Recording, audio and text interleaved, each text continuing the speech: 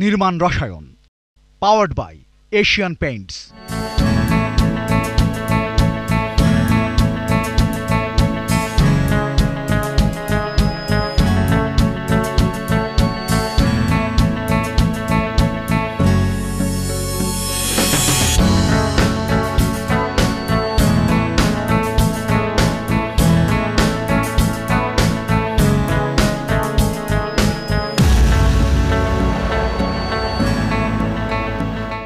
প্রিয় দর্শক, স্বাগত জানাচ্ছি নির্মাণ রসায়ন অনুষ্ঠানে পাওয়ার্ড বাই এশিয়ান পেইন্টস। এই অনুষ্ঠানে আমরা স্থাপত্য নির্মাণ বিষয়ক খুঁটিনাটি বিভিন্ন বিষয় নিয়ে কথা বলি।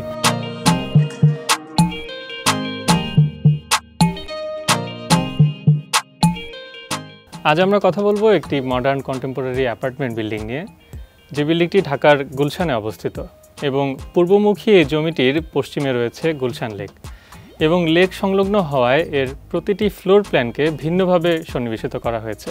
এই প্রজেক্টের কি কি ফিচার রয়েছে জানবো আজকের আলোচনায়। আমাদের আজকের অতিথি স্থপতি রকুনউদ্দিন ভূঁইয়া, যিনি মেট্রোপলিটন আর্কিটেক্টসের প্রধান স্থপতি। ভাইয়া, স্বাগত আপনাকে। আপনার একটা রিসেন্ট প্রজেক্ট নিয়ে কথা বলতে চাই, যে প্রজেক্টটা আসলে লেক সংলগ্ন, কিন্তু লেকটা আবার বিল্ডিংয়ের পশ্চিম দিকে, আবার এক পাশে রাস্তা রয়েছে। তো কিছু প্রবলেম ছিল, কিছু চ্যালেঞ্জ ছিল, সেই চ্যালেঞ্জগুলো কীভাবে সলভ করলেন সেই বিষয়টা তো জানবই। পাশাপাশি আমার একটা প্রশ্ন থাকবে যে আসলে আমাদের পরিবেশ প্রকৃতিকে আমাদের স্থাপত্য কিভাবে অনুপ্রাণিত হচ্ছে এবং আপনি আপনার কাজে সেটা কিভাবে ফুটিয়ে তুলছেন। আমরা যখনই কোনো প্রজেক্ট করছি, আর্কিটেকচার অফ বেঙ্গল, এই ডেল্টার আর্কিটেকচারটা আমাদের মাথায় সবসময় থাকে। আমাদের আর্কিটেকচারে, বাংলার আর্কিটেকচারে দেখবেন যে নদী, পানি, মানুষের জীবন খুব ইম্পর্টেন্স পায়। তো বাংলাদেশে যখন আমরা স্পেশালি ঢাকায় যখন কাজ করতে যাই, বেঙ্গল আর্কিটেকচার ফুল মাথায় রেখে কাজ করা অনেক কমপ্লেক্সিটি চলে আসে। বিকজ বেঙ্গল আর্কিটেকচার দেখবেন যে সব একতলা দোতলা বাসা, আর এখন ওভার টাইম মানুষের রিকোয়ারমেন্টস চেঞ্জ হয়েছে, সেই অনুযায়ী 9 তলা 10 তলা 15 তলা 20 তলা আমরা চলে যাচ্ছি। তো সেটা ওই জায়গা থেকে এই কন্টেম্পোরারি এই জায়গাটা এবং এই হাই এন্ড প্রজেক্টগুলো যখন ট্রান্সফর্ম হয়, তখন অনেকগুলা প্যারামিটার্স এবং রেশিও চলে আসে। তো আপনারা জানেন যে আমরা এই প্রজেক্টটা অ্যাকচুয়ালি নাভানা রিয়েল এস্টেটের জন্য করা হয়েছিল। তো তাদের নিজস্ব কিছু চাহিদা ছিল, আবার নিজস্ব তাদের একটা বাজেট থাকে এই প্রজেক্টের জন্য। হচ্ছে হাই এন্ড প্রজেক্ট, তো লেকের পাশে তাদের চাহিদা ছিল যে আমরা প্রজেক্টের পুরো জায়গাটা থেকে আমরা লেকটা দেখতে চাই খুব সুন্দরভাবে। এখন লেকটা আবার পড়ে গেছে পশ্চিমের দিকে। আপনি জানেন যে পশ্চিম দিকে আমরা সবচেয়ে বেশি হিট গেইন করে থাকি, ইস্টের দিকে আবার রাস্তা। সে ওই অনেকগুলা চ্যালেঞ্জ ছিল এই প্রজেক্টটা করার সময়। তো এই চ্যালেঞ্জগুলোর মধ্যে আবার মাঝখানে আমাদের বেঙ্গল আর্কিটেকচারটা আমরা সবসময় চাচ্ছিলাম যে আমাদের এই প্রজেক্ট আমরা ইনকর্পোরেট করতে পারি কিনা। লাকিলি আমরা লেকও পেয়েছি, যেটা আমাদেরকে নদী রিপ্রেজেন্ট করছে লেক দিয়ে। তো এই প্রজেক্টটা যদি আমি একটু দেখাতে চাই, আমরা যদি একটু দেখাতে চাই যে প্রজেক্টটা আসলে কিভাবে এসেছে। সাইডটা এরকম একটা রেক্টালিনিয়ার একটা সাইড, এই পাশে ছিল লেক, এই পাশে ছিল রাস্তা। তো আমরা প্রথমে একটা এইভাবে রেক্ট্যাঙ্গুলার এরকম একটা ফর্ম নিই, তারপর এরকম একটা জায়গা জিনিস আমরা ইনকর্পোরেট করি। এরকম একটা গোল দেওয়ার রিজন হচ্ছে কি, আপনি যদি দেখেন যে একটা সময় যে গাছের নিচে বসে মানুষ টাইম স্পেন্ড করতো, লম্বা সময় আড্ডা চলতো, কথা হতো, মানুষের ইন্টারাকশনটা হতো। তো আমরা যে এরকম একটা জিনিস ট্রান্সফর্ম করে এরকম একটা লিভিং স্পেস তৈরি করার চেষ্টা করেছি। প্রথমে ফার্স্ট ছিল আমাদের এটা, তারপর ছিল আমাদের লেকের দিক থেকে একটা ভিশন তৈরি করা। তো আমরা এই রেক্ট্যাঙ্গেলটাকে এভাবে করে মাঝখানে জায়গাটা ফাঁকা করে দিয়েছি, যে আমাদের সাথে লেকের সাথে এই রাস্তার একটা ডিরেক্ট একটা কানেক্টিভিটি থাকুক। তো এ পাশগুলোতে দেখবেন যে বড় বড় আমরা বেশ কিছু বড় বড় টেরাস নিয়ে চলে আসছি, যে টেরাসগুলো এবং খুবই আমি বলবো যে লোকাল ঢাকার রেসপেক্টে এই সাইজে প্রায় 300-350 স্কোয়ার ফিট করে প্রতিটা ফ্লোর এক একটা করে টেরাস আছে, ভেরি আনইউজুয়াল। এবং এই প্রজেক্টটাকে আমি বলবো সাকসেসফুল করার জন্য এই টেরাসগুলো অনেক বড় কাজ করেছে এবং স্ট্রাকচারাল চ্যালেঞ্জও ছিল। Because close to 25 to 20 feet আপনার ক্যান্টিলিভার এক একটা পোর্শন ছিল, এখান থেকে এগুলো অলমোস্ট 20 ফিট করে এক একটা ক্যান্টিলিভার থাকে।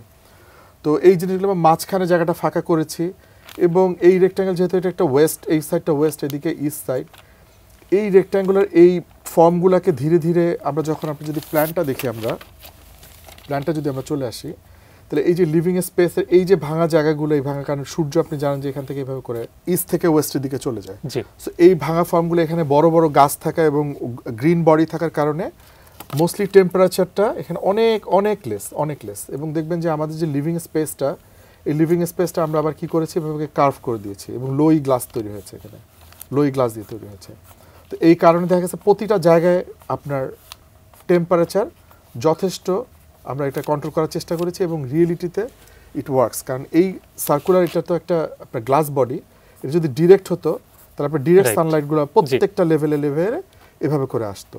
তো আমরা এই গ্লাস কার্ভ করে দিয়ে এই জিনিসটা করার চেষ্টা করেছি এবং বারবারই যেটা কথা যে আর্কিটেকচার অফ বেঙ্গল থেকে যে আমরা ইন্সপায়ার্ড হয়ে প্রজেক্টগুলো করেছি, সেই গ্রিন রয়েছে, সেই ওয়াটার বডি রয়েছে এবং আপনি যদি রুফটপে যান দেখবেন যে অ্যামেজিং বিউটিফুল একটা আপনার ইনফিনিটি পুল রয়েছে।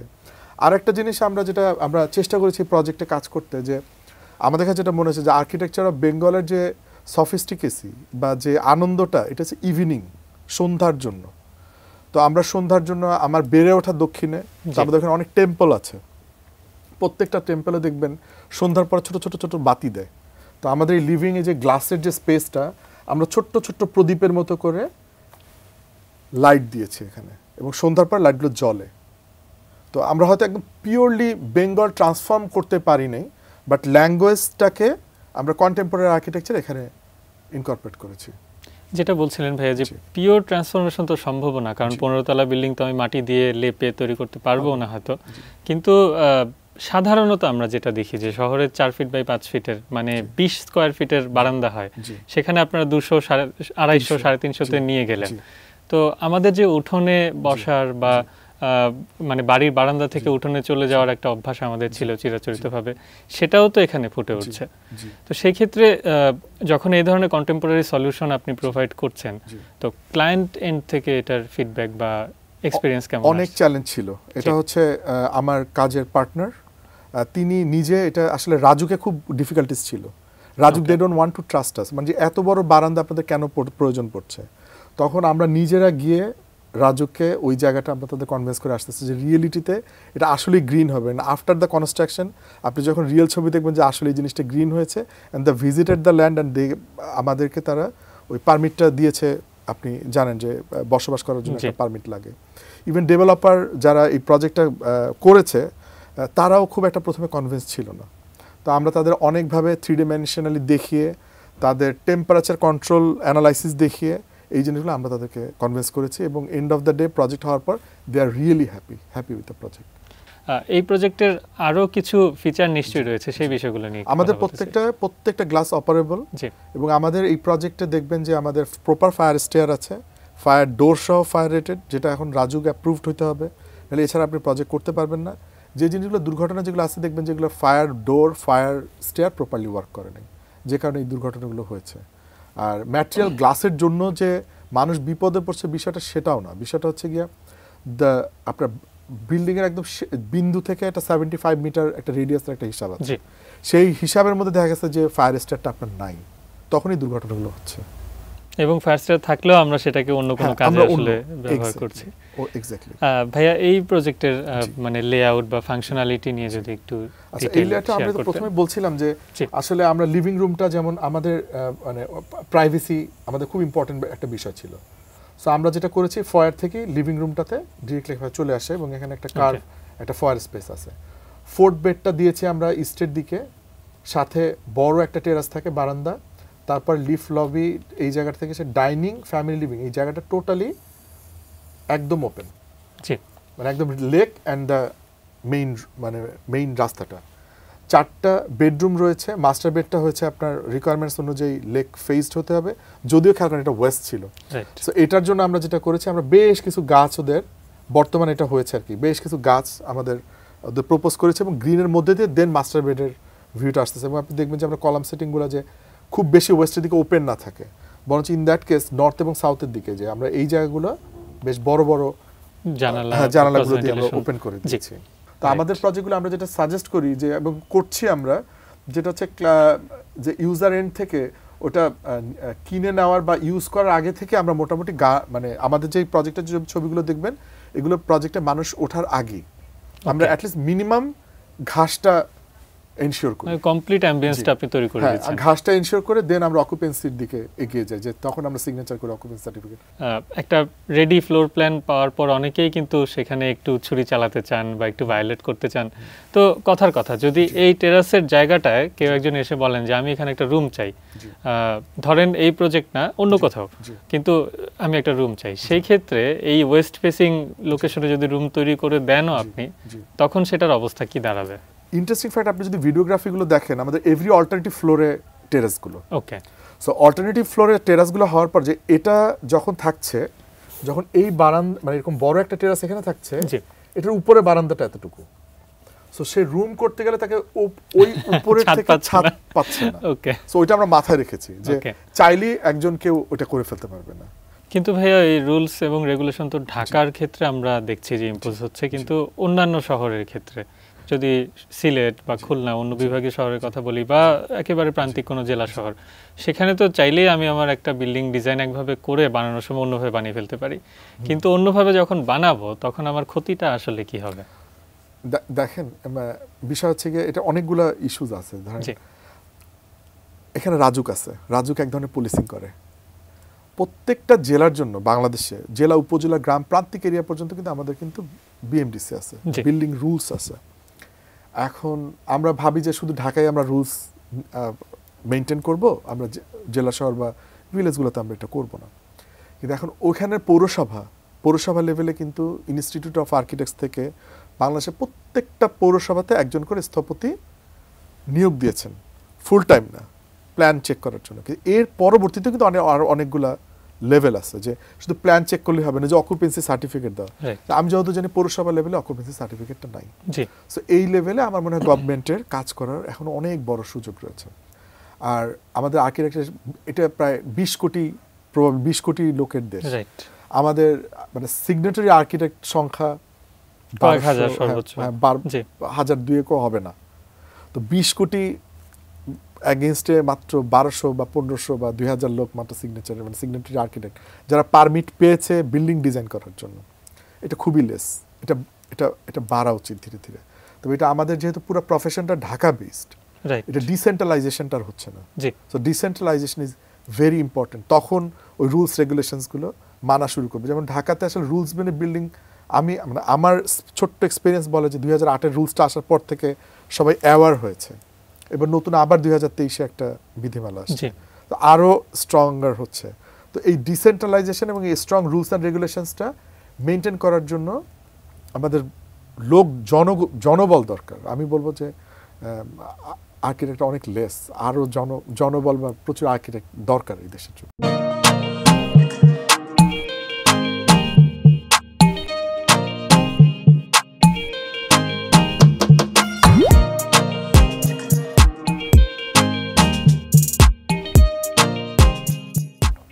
অনেক ধন্যবাদ ভাইয়া। আমরা আলোচনার শেষ পর্যায়ে শেষে যেটা জানতে চাই আপনার কাছে, যে আসলে এখন তো বিল্ডিংয়ের সঙ্গে ভার্টিক্যাল গ্রিন ইনকর্পোরেট করার বিষয়গুলোকে উৎসাহিত করা হচ্ছে। আমরা দেখেছি যে ছাদ বাগানের ক্ষেত্রে হোল্ডিং ট্যাক্স কমানো হচ্ছে। তো স্ট্রাকচারাল কোনো কমপ্লেক্সিটি আসলে বাড়ে কিনা? কারণ অনেকেই ভাবেন যে একটু গাছপালা লাগাবো, বাগান করবো, এতে হয়তো আমার খরচ বেড়ে যেতে পারে, কিংবা আমি যে প্লাম্বিং সলিউশনটা সেখানে করবো, এতে হয়তো অনেক ধরনের ডিফিকাল্টিস থাকতে পারে। তো সেই জায়গায় আপনি কোনো পরামর্শ দিবেন কিনা, যে বিষয়টা আসলে কতটুকু সহজ? আচ্ছা, 2-3টা জিনিস জিজ্ঞেস করেন। একটা স্ট্রাকচারাল কমপ্লেক্সিটি না, এটা বিম বটম লেভেলে আপনি যদি ঢালাইটা নিয়ে আসেন, ওখানে যদি স্ল্যাবও হতো, হ্যাঁ, এটা তো খুব বেশি, এটা ওয়াটার বডি না, প্রথম কথা হচ্ছে গাছ, মাটি থাকবে, এবং আমি চেষ্টা করলে 20 ইঞ্চির বেশি উইথ মানে ডেপথটা দিতে পারছি না। তো আমার কাছে মনে হয় না যে আমরা যে প্রজেক্টগুলো করছি তাতে খুব একটা স্ট্রাকচারাল আমরা কমপ্লেক্সিটিতে পড়েছি। আর খরচের যদি কথা বলেন, হ্যাঁ, বিষয় হচ্ছে গিয়ে মানে আমরা তো খুব কন্টেম্পোরারি ওয়েস্টার্নাইজড হচ্ছি দিনে দিনে।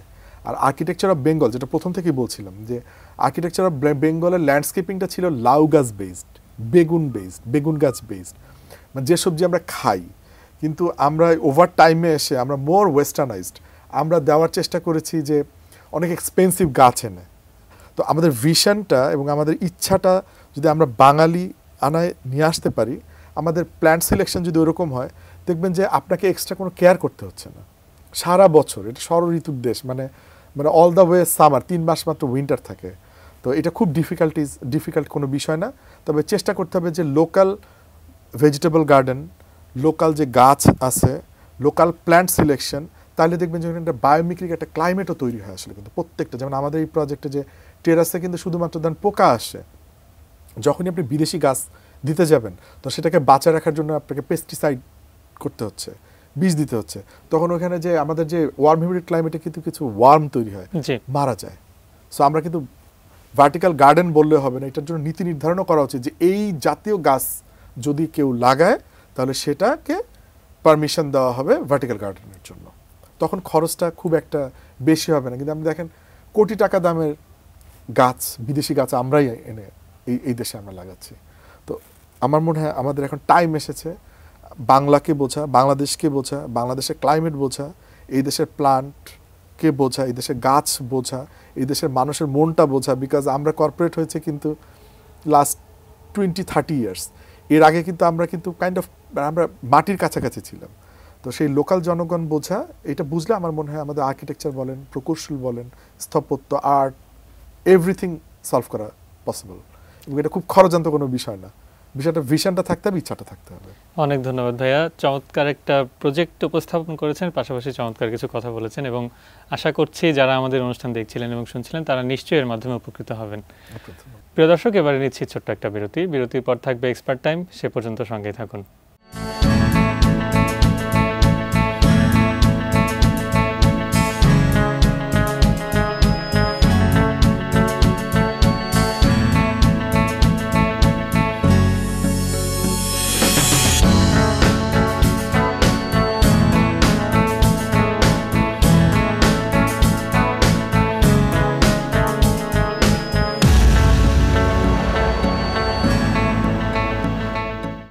Powered by Asian Paints. প্রিয় দর্শক, বিরতির পর নির্মাণ রসায়ন অনুষ্ঠানে আরও একবার স্বাগত জানাচ্ছি। এবারে থাকছে এক্সপার্ট টাইম। সবাইকে স্বাগত জানাচ্ছি আজকের এশিয়ান পেইন্টস এক্সপার্ট টাইমে। আজকে আমাদের সাথে আছেন doctor নুরুর Rahman Khan sir. Sir আসসালামু আলাইকুম, কেমন আছেন? আছি ভালো, থ্যাংক ইউ। ওয়ালাইকুম আসসালাম। স্যার, আপনার সাথে কথা বলার আগে আসলে যেটা আমার ফিল হয় সেটা হচ্ছে এই জার্নিটা, আপনার যে 33 বছরের যেই জার্নি, শুরু থেকে একটা আমরা যখন স্থাপত্য দেখেছি সেটার পুরো জার্নিটা আপনি নিজে স্বচক্ষে দেখেছেন। সো এইটার এক্সপিরিয়েন্সটা সম্বন্ধে আসলে আমার খুব জানতে ইচ্ছা করে, প্রথম ব্যাপার। দ্বিতীয় ব্যাপার হচ্ছে স্যার, আপনি আসলে নিজের যে ক্যারিয়ার জার্নিটা আছে সেটাও যদি একটু ছোট করে আমাদেরকে বলতেন। ইয়েস, ইটস ইন্টারেস্টিং টাইমে আমরা আমরা পড়ালেখাও করেছি এবং when we came into the profession, ওই টাইমটাও খুব, আমি বলবো যে একটা পিভটাল পয়েন্ট ছিল আর্কিটেকচারে। আমাদের স্থাপত্য, as we know, started with Mazharul Islam. উনি আমাদের প্রথম স্থপতি এবং উনি এই পেশাটাকে এস্টাবলিশ করার জন্য অনেক খেটেছিলেন। এবং এরপরে যখন আর্কিটেকচারাল ডিপার্টমেন্ট তৈরি হয়, টেক্সাসে এন্ডেমের কিছু টিচার এসে বুয়েটে ওনার এটা এস্টাবলিশ করেন। তারপর যেই প্রথম সারির যে আর্কিটেক্টরা এরপরে এসেছিলেন, কাজ করছিলেন, তাদের মধ্যে অবশ্যই বলতে হয় শামসুল ওয়ারিস, প্রফেসর শামসুল ওয়ারিসের কথা, রবিউল হোসেনের কথা, বশির হকের কথা, খায়রুল আনামের কথা। ওনারা কিন্তু একসময় একটা বড় ফাউন্ডেশন করে গেছেন of architecture development in Bangladesh. তো আজকে যে এত আর্কিটেক্টরা ইন্টেরিয়ার কাজ করছে, এর পিছনে কিন্তু আমরা এবং আমাদের জেনারেশনে আরও কয়েকজনের কিন্তু হিউজ অবদান আছে। আমরা এই সময় কিন্তু এই যে ইন্টেরিয়ার ডিজাইন যে আর্কিটেক্টরা করবে, এটা কিন্তু আমাদেরকে অনেক খেটে এস্টাবলিশ করতে হয়েছে। এবং Grindlays bank was a great customer আমাদের প্রথমে, এরপরে স্ট্যান্ডার্ড চার্টার্ড ব্যাংক, আমরা এরপর মাল্টি ন্যাশনাল আরও কয়েকজনের কাজ করলাম। সামহাও এই মাল্টি ন্যাশনাল আমি বলবো সার্কেলটাতে আমাদের একটা পরিচিতি হলো এবং তারা আমাদের কাজকে তারা মনে করলো up to the mark, and we were competing with international companies. আমার মনে আছে যখন ইউএনের হেড অফিসটা হলো, তখন আমরা একটা আমেরিকান কোম্পানির সাথে আর্গুমেন্ট করে আমরা রীতিমতো আমরা কাজটাকে শেপ দিয়েছিলাম যে this is the way that UN office should be done in Bangladesh. So এই যে আস্তে আস্তে বাংলাদেশি ফার্ম ইস্টাবলিশিং দ্যাট আমরা এই দেশের একটা অফিস, আমরা জানি what is right for this country, আমরা আমাদের দেশের মানুষের বিহেভিয়ার জানি এবং তাদের জন্য যেটা রাইট সেটা আমরা কী করতে পারবো। So this was something that started happening, যে সেখানে আমি বলবো টিকেন আর্কের আমাদের অফিসের একটা ভালো অবদান আছে। স্যার পুরনো বিল্ডিং এর কথা যেহেতু বললেন আসলে যে ওখানে আপনাদের আসলে রিওয়ার্ক করতে হয় এবং মার্কেট থেকে যেটা জানছি যে ড্যাম্পটা অনেক বড় একটা প্রবলেম হয়ে যায় ওই জায়গায়, সেটা ডিজাইন রক্ষা করার ক্ষেত্রে হোক, যদি রঙের কথা বলি সেই ক্ষেত্রে। এই জায়গায় কি কোনো ধরনের কেমিক্যাল হেল্প করতে পারছে বা কোনো সলিউশন বা কোনো সাজেশন কি কাস্টমারের জন্য আপনার আছে? এখন অনেক সলিউশনস বাজারে এসছে, and these are proper solutions. One of them is Dam Block 2K. এছাড়াও অন্যান্য পেইন্ট কোম্পানিরাও তারা তৈরি বিভিন্ন সলিউশন নিয়ে তারা এসছে এবং এটা খুবই এনকারেজিং, বিকজ আমাদের যে আগে কিছু ছিল যে প্লাস্টার খুলে ফেলি, এটার মধ্যে আমরা তেঁতুলের পানি দিয়ে দিই বা এই কম্পাউন্ড দিয়ে দিই, এগুলো কিন্তু ডেফিনেটিভ কোনো আউটকাম না। অ্যাটলিস্ট যখন আমরা একটা ইন্ডাস্ট্রি থেকে একটা স্পেকশিট সহ যখন একটা প্রোডাক্ট পাই, তখন আমরা এটা একটা প্রেডিক্টেবল আউটকাম বলা হয়, তখন আমি বুঝতে পারবো যে হ্যাঁ এটা ওয়ার্ক করবে কি ওয়ার্ক করবে না, বা এত বছরের জন্য এটা ঠিক থাকবে। সো সেই জায়গায় যে সলিউশনসগুলো এসছে, dam block 2K is a good solution, there are other solutions. এই সব সলিউশনসগুলো have a very important role to play, because আমরা কিন্তু সবসময় নতুন বিল্ডিং বানাবো না, পুরান বিল্ডিং ঠিক করতে হবে, পুরান বিল্ডিংয়ের সাথে অ্যাটাচমেন্ট করতে হবে, সেই সব জায়গায় আমাদের এরকম টেকনিক্যালি অ্যাডভান্সড সলিউশনসের দিকে তাকাতে হবে। আমি একমত স্যার। স্যার এর মাঝখানে আমি আরেকটু বলতে চাই, সেটা হচ্ছে যেহেতু পুরনো বিল্ডিং নিয়ে কথা হচ্ছে, ছাদেও দেখা যেত আগে একটা সলিউশন আমরা দেখতাম, সেটা হচ্ছে লাইম ট্রেসিং যদি বলি, অথবা জল ছাদ, এটা একটা প্রচলন ছিল। এখন স্যার যেটা দেখা যাচ্ছে যে অনেক হাই রাইজ বিল্ডিং হচ্ছে, কিন্তু জল ছাদের যে ইকুইপড হ্যান্ড সেটাও পাওয়া যাচ্ছে না, আবার অনেক ক্ষেত্রে জল ছাদ করাও যাচ্ছে না। এই ক্ষেত্রে কি অল্টারনেট কোনো সলিউশন আপনি আমাদেরকে সাজেস্ট করতে পারেন কিনা? জল ছাদ অ্যাকচুয়ালি খুব সুন্দর একটা সলিউশন। যদি লাইক ইউ সেড, যদি আমরা পেতাম রাইট ম্যান পাওয়ার, যদি পেতাম যাদের নো হাউটা ঠিক আছে এবং ওরা সেই কাজটা যদি ঠিকভাবে করতো, তাহলে জলছাদ কিন্তু শত শত বছর ধরে একটা টাইম টেস্টেড সলিউশন, একদিন দুদিনের সলিউশন না। কিন্তু প্রবলেম যেটা হয়ে গেছে যে আমাদের এইটা is becoming a dying art. তো সেই জায়গায় we need to have solutions that are more advanced, that are more contemporary, এবং যেটা এতটা হিউম্যান ডিপেন্ডেন্ট না। ছাদের এই জল ছাদের বদলে সলিউশনস কিন্তু মার্কেটে এসছে, এবং আমরা একটা দুটো প্রজেক্টে ইউজ করেছি। ড্যাম প্রুফ ফাইবার টেক বা এশিয়ান পেইন্টসের একটা প্রোডাক্ট আছে, এটা ভেরি গুড রেসপন্স পাচ্ছে। এটার one of the most important thing হচ্ছে ড্যাম প্রুফ কোটিং বা এইসব অনেকে দিচ্ছে, কিন্তু ফাইবার টেকের যে অ্যাডভান্সমেন্টটা হচ্ছে যে আমরা জানি যে রোদে এটার এক্সপ্যানশন কম্প্যাকশন হবে, তো ফাইবার টেক এটাকে অ্যাড্রেস করতে পারে। The paint or the solution কিন্তু এক্সপ্যান্ড করে এবং ওইটা কনস্ট্রিক্ট করে, এবং তার জন্য ওইটা ফেটে যায় না, কারণ যদি লেয়ারটা ফেটে যায় তাহলে আবার উই উইল গেট ড্যাম। দর্শক, আজকে আমরা স্যার আর্কিটেক্ট এনার খানের সাথে কথা বললাম, বাংলাদেশের আর্কিটেকচারের একটা স্টোরি জানতে পারলাম, ডিটেল স্টোরি, এবং এর সাথে আরও জানতে পারলাম অ্যাডভান্স টেকনোলজি নিয়ে, যেটা আমাদের ড্যাম প্রুফিংয়ের জন্য এবং ছাদের সলিউশনের জন্য কাজ করতে পারে। আশা রাখি এই ডিসকাশন আপনাদের ডিসিশন মেকিংয়ে হেল্প করবে। এই আশায় আজকে এখানেই রাখছি, পরে আবার দেখা হবে। এই ছিল আমাদের আজকের অনুষ্ঠান। আপনার যদি কোনো প্রশ্ন, মতামত বা পরামর্শ থেকে থাকে জানাতে পারেন ইমেলের মাধ্যমে। ভালো থাকুন, সুস্থ থাকুন, নেটি নিউজের সঙ্গে থাকুন।